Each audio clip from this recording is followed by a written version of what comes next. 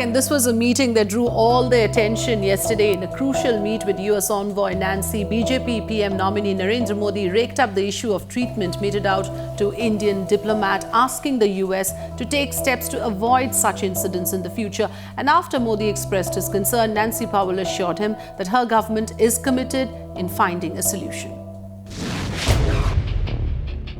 It was an hour-long meeting between the US envoy and Narendra Modi, marking the end to the 9-year boycott.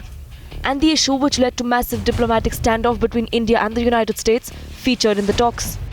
BJP's Prime Ministerial nominee Narendra Modi raised the humiliation of Indian diplomat Devyani Khobragade in the meet, urging the US envoy to take steps to avoid such incidents in the future. For sure, the ground beneath him and that of his party is slipping. Hence the desperation, nothing else. But Mr. Salman Khurshid, I know you are desperate, but you are the foreign minister.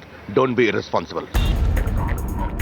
Responding to Modi's concern, US envoy Nancy Powell assured him that the United States is committed to find a solution. But the United States' move to open doors to Modi drew ire from the government.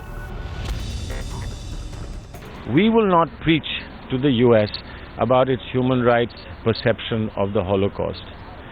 They will not preach to us about our perception on 2002 in Gujarat.